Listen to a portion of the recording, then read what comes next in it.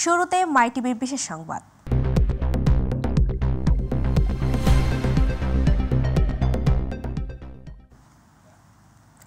দিন যায় রাত আসে, পরিবর্তন হয় অনেক কিছুই, শুধু বদলায়নি রাজধানী নগরীর বুক জুড়ে দাপিয়ে বেড়ানো ফিটনেসহীন গণপরিবহন।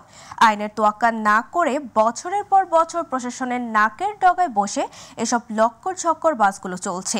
নগরবাসীকে অনেকটা এসব গণপরিবহন ব্যবহারে বাধ্য করা হচ্ছে বছর পর বছর ধরে। দেখভালের দায়িত্বে থাকা বিআরটি এর কর্তারা ক্যামেরা দেখলেই লাপাত্তা। বুয়েটের পরিবহন বিশেষজ্ঞ বলছেন, এগুলো এক রাতে বদলানো সম্ভব নয়, প্রয়োজন সমন্বিত উদ্যোগ। মোমিন ও রাজীব হোসেনের ক্যামেরায় আবু সাইদ অপুর বিশেষ রিপোর্ট। ধোয়ার এই দৃশ্যই বলে দেয় কতটা লক্কঝক্কর গাড়িতে ভরে গেছে রাজধানী নগরী।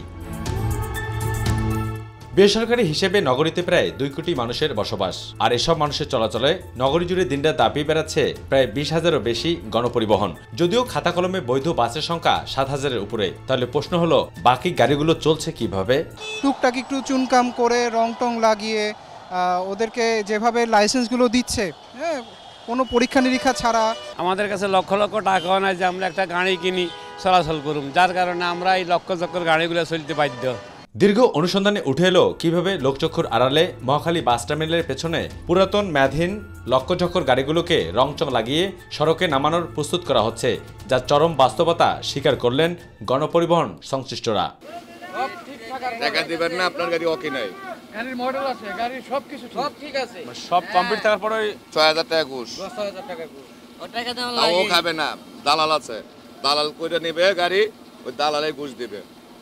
গাড়িতে মডেল ঠিক আছে, কিন্তু তার আন্দাজেই দেখা গেছে একটা রং নাই, আন্দাজে এটা হবে না। আসলে বেশি অংশে বিআরটিতে যায় কাগজ করার জন্য, ওইখানে আপনার তো সম্পূর্ণ ওকে করে নেয় ওরা, আর মেনলি রংটা করে সর্বপ্রথম আগে। যেগুলো ঠিকঠাক করে সবগুলো বিআরটিসি ফিটনেসের জন্য পাঠাই দেওয়া হয়। যখন আমরা ফিটনেসে গাড়িগুলো নিয়ে যাই, গাড়িগুলোর রং টং খারাপ থাকলে অফিসার এটা রিটার্ন দেয়। এই জন্য আমরা প্রতি বছর গাড়িগুলোর রং করে ফিটনেসে নিয়ে যাই, সব কাজকর্ম কইরা। গল্প শুধু এখানেই শেষ নয়। বুয়েটের এক গবেষণায় উঠে এসেছে বিশ্বের মধ্যে সবচেয়ে পরিবহনের দিক থেকে ধীরগতি শহর হলো ঢাকা। অতীতে গতিবেগ 25 থাকলেও তা এসে বর্তমানে দাঁড়িয়েছে 5-এ। আর গণপরিবহনগুলোর যাত্রী নেয়ার অসুস্থ প্রতিযোগিতা তো রয়েছেই। কিভাবে চলছে এসব গণপরিবহন তা জানতে মিরপুর বিআরটি অফিসে গেলে লাপাত্তা পরিচালক। নরমালি কোনো সাক্ষাৎ করলে হেডকোয়ার্টার দেয়, আমাদের কিন্তু আর মাঠ পর্যায়ে থাকে না, মাঠ পর্যায়ে থাকে না আপনারা।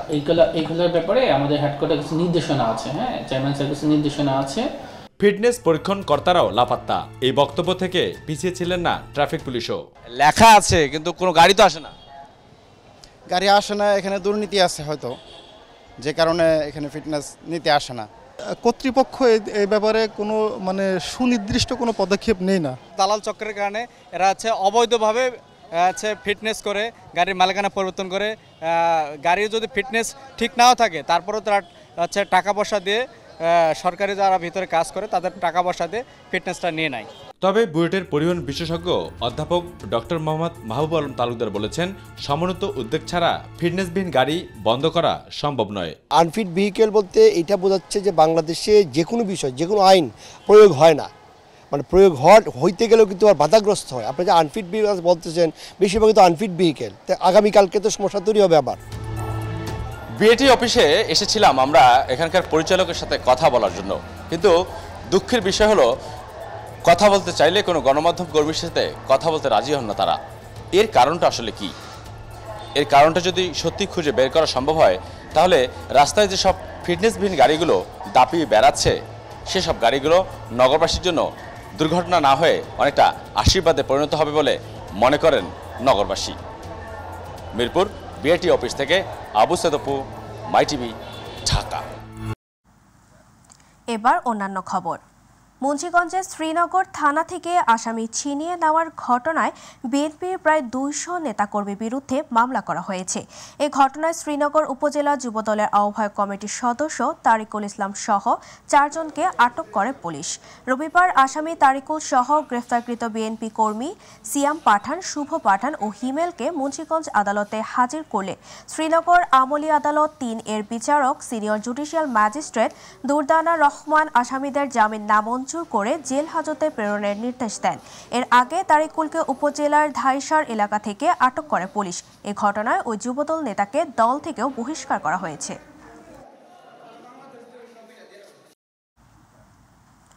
রাজবাড়ী ও কুষ্টিয়া 2 জেলার পরিবহন শ্রমিকদের দ্বন্দ্বের জেরে 41 ঘণ্টা বাস চলাচল বন্ধ থাকার পর পুনরায় এই রুটে বাস চলাচল শুরু হয়েছে। সকাল 6টা থেকে বাস চলাচল স্বাভাবিক হয়। এর আগে শনিবার 2 জেলার পরিবহন শ্রমিকদের দ্বন্দ্বের কারণে দুপুর 1টা থেকে বাস চলাচল বন্ধ হয়ে যায়। এতে চরম দুর্ভোগে পড়ে যাত্রীরা।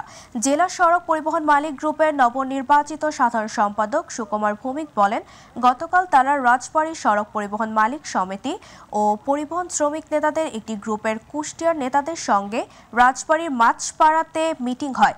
ওই মিটিংয়ে উভয় জেলার মালিক ও শ্রমিক নেতাদের উপস্থিতিতে শ্রমিকদের দ্বন্দ্ব নিষ্পত্তি করা হয়।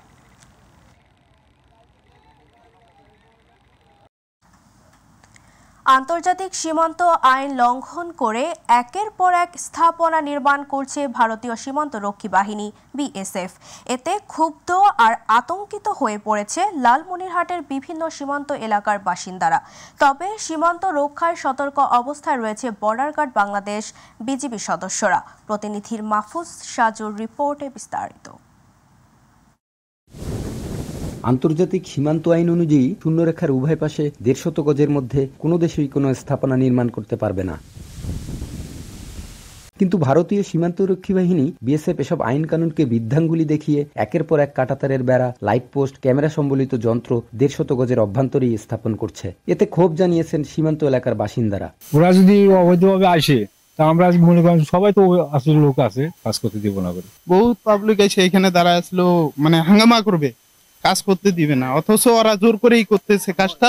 গত মঙ্গলবার পাটগ্রাম উপজেলার ধবলসুতি এলাকায় ভারত বাংলাদেশ সীমান্তের 829 নম্বর মেইন পিলারের কাছে শূন্যরেখার 50 গজ অভ্যন্তরেই 98 ব্যাটালিয়নের ফুলকাডাবরি ক্যাম্পের বিএসএফ সদস্যরা সে দেশের নির্মাণ শ্রমিকদের নিয়ে বৈদ্যুতিক খুঁটি ও যন্ত্র স্থাপন করে। পরদিন পতাকা বৈঠকে নির্মিত খুঁটি ও যন্ত্র সরিয়ে নিতে আহ্বান জানালে স্থাপিত যন্ত্র ও খুঁটি সরিয়ে নেয় বিএসএফ। এরপর শুক্রবার একই উপজেলার আলোচিত দহগ্রাম সীমান্তে প্রায় শূন্যরেখা বরাবর 1.5 কিলোমিটার এলাকায় 4 ফুট উঁচু কাঁটাতারের বেড়া নির্মাণ করে বিএসএফ। লালমনিরহাটের বিভিন্ন সীমান্ত এলাকায় প্রায়ই ঘটছে এসব ঘটনা।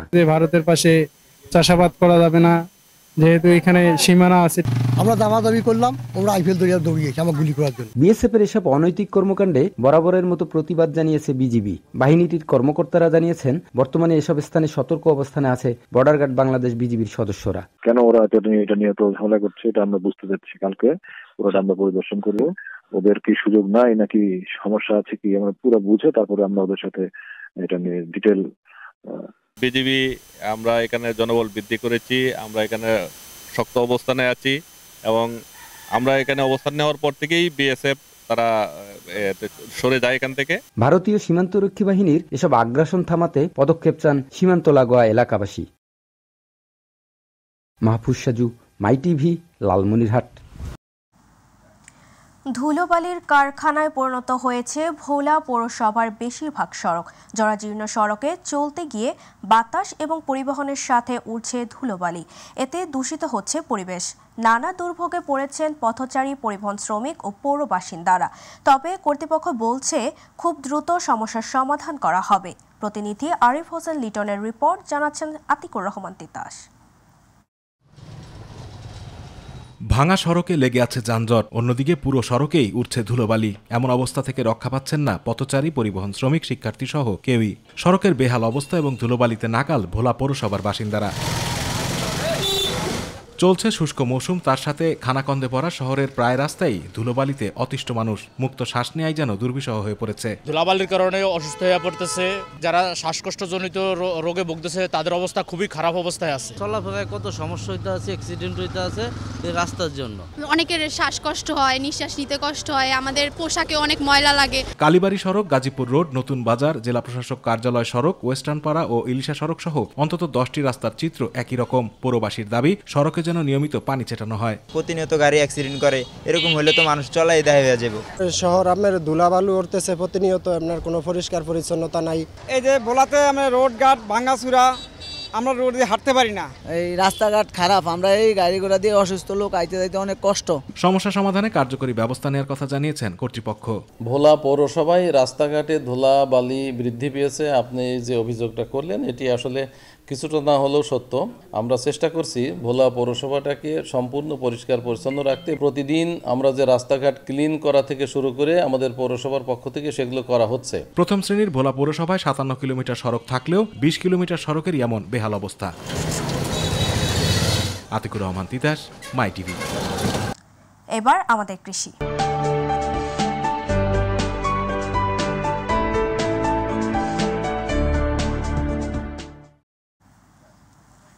কাঁচা পাকা সোনালী আমন ধানে ছেয়ে গেছে বরগুনার ফসলের মাঠ। চলতি মৌসুমে আমনের ফলন লক্ষ্যমাত্রা ছাড়িয়ে যাবে বলে আশা করছেন কৃষকরা। এরই মধ্যে মাঠে মাঠে ধান কাটা ও মাড়াইয়ের উৎসব। আর কৃষি বিভাগ বলছে বিভিন্ন দুর্যোগ মোকাবেলার পাশাপাশি কৃষকদের সব ধরনের সহযোগিতায় পাশে রয়েছে তারা। প্রতিনিধি শফিকুল ইসলাম স্বপনের রিপোর্ট, জানাচ্ছেন শামস তাবরিজ উচ্ছ্বাস। বরগুনা জেলার বিস্তীর্ণ মাঠ জুড়ে এখন সোনালী আমন ধানের হাতছানি। এবছর বিভিন্ন দুর্যোগ কাটিয়ে ভালো ফলন পেয়ে কিছুটা স্বস্তিতে কৃষকেরা। এর মধ্যে পেকে গেছে সব জমির ধান। কষ্টের ফলানো সোনার ফসল ঘরে তুলতে ব্যস্ত কৃষক কিষানীরা। কৃষি বিভাগের সহযোগিতায় কম্বাইন হারভেস্টার মেশিনে কাটা হচ্ছে মাঠের ফসল, ফলে খুশি কৃষক। এই মেশিন যাওয়ার পর হইতে আমাকে অনেক সুবিধা হয়েছে, কৃষকও অনেক বাজিয়ে গেছে। করে আল্লাহ দিলে মনের উপরে যাইব।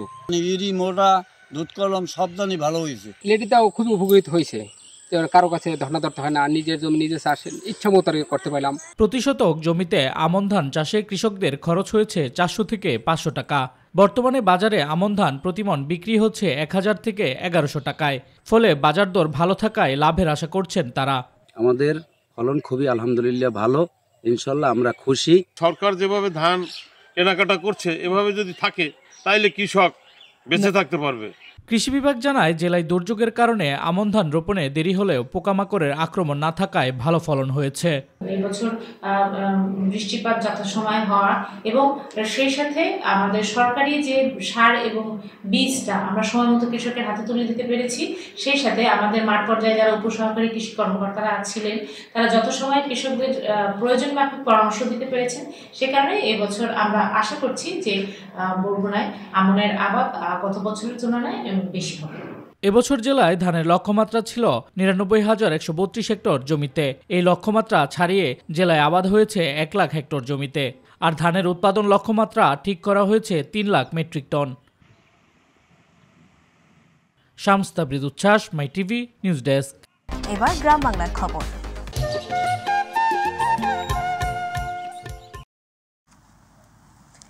লালমনিরহাটে রেলওয়ের জায়গায় অবৈধ স্থাপনা উচ্ছেদ অভিযানে 1 একর জমির পুনরুদ্ধার করেছে বাংলাদেশ রেলওয়ে কর্তৃপক্ষ।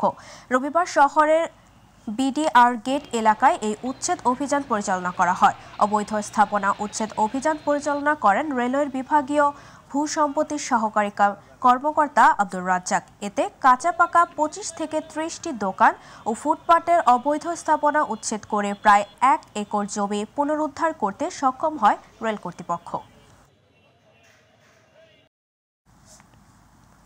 গোপালগঞ্জের বঙ্গবন্ধু শেখ মুজিবুর রহমান বিজ্ঞান ও প্রযুক্তি বিশ্ববিদ্যালয়ে বসমরবি প্রবিতে অভিযান চালিয়েছে দুর্নীতি দমন কমিশন দুদক। বসমরবি প্রবির সহকারী রেজিস্ট্রার নজরুল ইসলাম হীরা, পরিকল্পনা দপ্তরের প্রধান তুহিন মাহমুদ সহ 4 জনের বিরুদ্ধে টেন্ডার বাণিজ্য, ভর্তি বাণিজ্য, দুর্নীতি ও অনিয়মের অভিযোগে এই অভিযান চালানো হয়। তাদের বিরুদ্ধে ওঠা অভিযোগের সত্যতা পেয়েছে দুদক। রবিবার জেলা দুদকের সহকারী পরিচালক বিজন কুমার রায় ও সোহরাব হোসেনের নেতৃত্বে এই অভিযান পরিচালনা করা হয়। এ সময় তদারকিতে ছিলেন জেলা দুদকের উপপরিচালক মশিউর রহমান।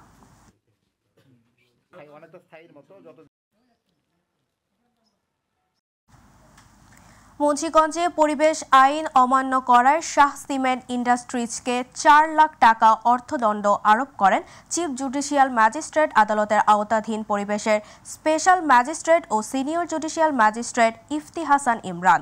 রবিবার সদর উপজেলার পশ্চিম মুক্তারপুর এলাকার শাহ সিমেন্ট ফ্যাক্টরিতে এই অভিযান পরিচালনা করা হয়। এ সময় কোম্পানির পক্ষে জেনারেল ম্যানেজার মোস্তাফিজুর রহমানকে উক্ত দণ্ড আরোপ করা হয়। অভিযানে উপস্থিত ছিলেন পরিবেশের অপর স্পেশাল ও senior judicial magistrate Shahidul Islam, পরিবেশ অধিদপ্তরের সহকারী পরিচালক সানোয়ার হোসেন ও মুন্সিগঞ্জ থানা ও পুলিশ লাইনের 2টি পুলিশ দল।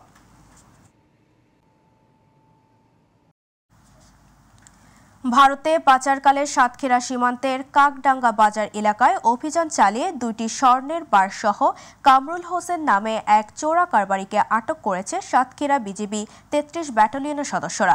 এ সময় তার কাছ থেকে একটি মোবাইল, একটি বাইসাইকেল ও নগদ 1610 টাকা উদ্ধার করেছে বিজিবি।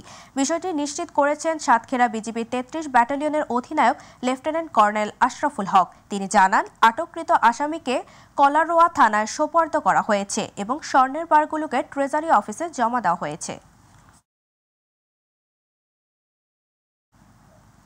টাঙ্গাইলের মির্জাপুরে মহেরা পিটিসি 54তম টিআরসি জানুয়ারি ব্যাচের প্রশিক্ষণ সমাপনী কুচকাওয়াজ অনুষ্ঠান অনুষ্ঠিত হয়েছে। Mohera police training center PTC 54তম টিআরসি জানুয়ারি ব্যাচের প্রশিক্ষণ সমাপনী কুচকাওয়াজ অনুষ্ঠান অনুষ্ঠিত হয়। অনুষ্ঠানে প্রধান অতিথি ঢাকা বাংলাদেশ পুলিশের অ্যাডিশনাল আইজি মতিয়ার রহমান শেখ উপস্থিত থেকে কুচকাওয়াজ পরিদর্শন ও অভিবাদন গ্রহণ করেন।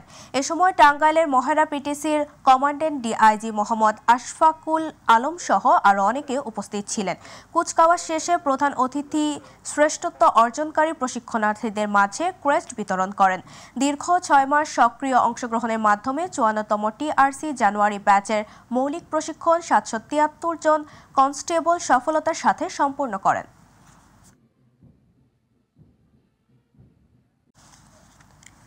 বিএনপির চেয়ারপারসনের উপদেষ্টা খন্দকার আব্দুল মুক্তাদির বলেছেন, তারেক রহমান 31 দফা প্রদান করে নতুন রাজনীতির উন্মোচন করেছেন। আওয়ামী লীগ দেশকে ধ্বংসের যে দ্বার প্রান্তে নিয়ে গেছে। বিএনপির আশায় আছে 31 দফা বাস্তবায়িত হলে এই ক্ষতি কাটিয়ে ওঠা যাবে।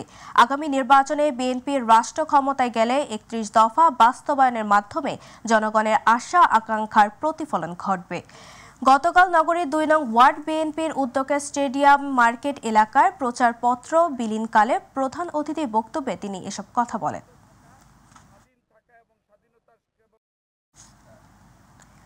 পাবনার ঈশ্বরদীর সলিমপুর ইউনিয়ন কৃষক দলের উদ্যোগে কৃষক সমাবেশ অনুষ্ঠিত হয়েছে। রবিবার সলিমপুর ইউনিয়ন কৃষক দলের আহ্বায়ক সেলিম হোসেন মণ্ডলের সভাপতিত্বে সমাবেশে প্রধান অতিথি ছিলেন বিএনপি চেয়ারপারসন উপদেষ্টা ও পাবনা জেলা বিএনপির আহ্বায়ক হাবিবুর রহমান হাবিব। বিশেষ অতিথি ছিলেন জেলা কৃষক দলের সভাপতি আবুল হাশেম, সম্পাদক আসাদুজ্জামান আসিফ, কৃষক দলের সদস্য সচিব মইনুল সর্দার উপস্থিত ছিলেন।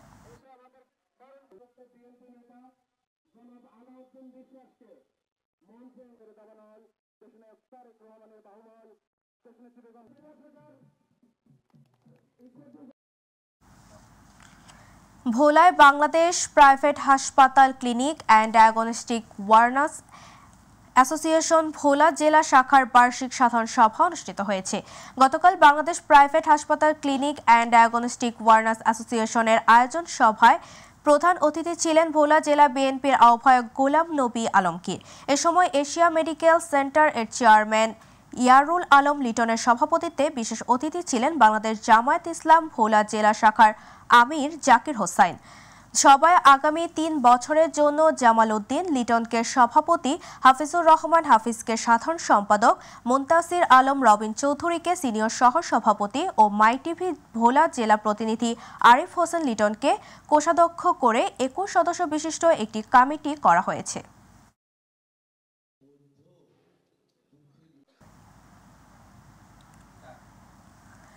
পিলখানা ট্র্যাজেডির ঘটনায় তৎকালীন বিডিআর সদস্যদের চাকরিতে পুনর্বহাল, কারাবন্দীদের মুক্তি ও হত্যাকাণ্ডের সাথে জড়িতদের বিচার দাবিতে ঝালকাঠিতে মানববন্ধন অনুষ্ঠিত হয়েছে। রবিবার প্রেস ক্লাবের সামনে বিডিআর কল্যাণ পরিষদ ঝালকাঠি জেলা শাখার ব্যানারে চাকরিচ্যুত বিডিআর সদস্যরা এবং তাদের পরিবারের স্বজনরা এই মানববন্ধন কর্মসূচি পালন করে। ঘণ্টাব্যাপী চলা এই মানববন্ধনে বক্তব্য দেন বিএডি শাখাওয়াত হোসেন, হাবিলদার গিয়াসউদ্দিন, নায়েক জাহাঙ্গীর হোসেন সহ অনেকে।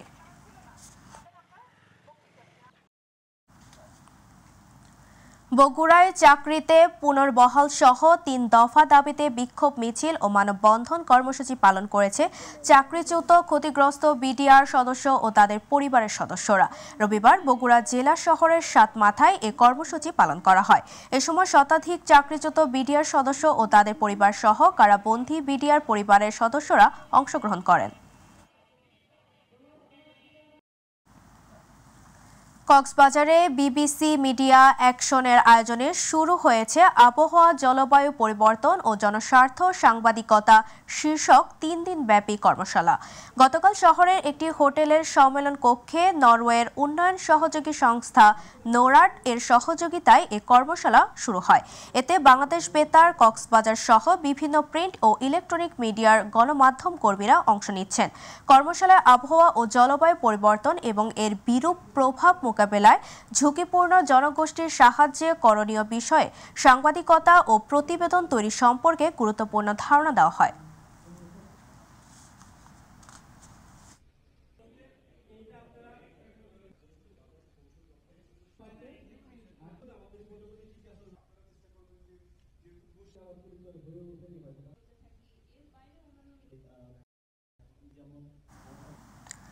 ব্রাহ্মণবাড়িয়ার আখাউড়ায় 3 দিন ব্যাপী কৃষি প্রযুক্তি মেলা শুরু হয়েছে। উপজেলা প্রশাসন, উপজেলা কৃষি অফিসের আয়োজনে উপজেলা পরিষদ মাঠে মেলার উদ্বোধন করা হয়। এ উপলক্ষে আলোচনা সভায় প্রধান অতিথি ছিলেন উপজেলা নির্বাহী কর্মকর্তা গজালা পারভিন রুহি। উপজেলা কৃষি অফিসার তানিয়া তাবাসসুমের সভাপতিত্বে অনুষ্ঠানে অন্যান্যদের মধ্যে বক্তব্য রাখেন উপজেলা বিএনপির আহ্বায়ক জয়নাল আবেদিন আব্দু, উপজেলা জামায়াতে ইসলামী সেক্রেটারি মাওলানা বুরহান উদ্দিন, বীর মুক্তিযোদ্ধা বাহার মালদার। মেলায় কৃষি প্রযুক্তির বিভিন্ন উপকরণ, যন্ত্র, নানা রকম ফুল, বিভিন্ন পদ্ধতিতে সবজি, ধান চাষাবাদ ইত্যাদি প্রদর্শন করা হয়।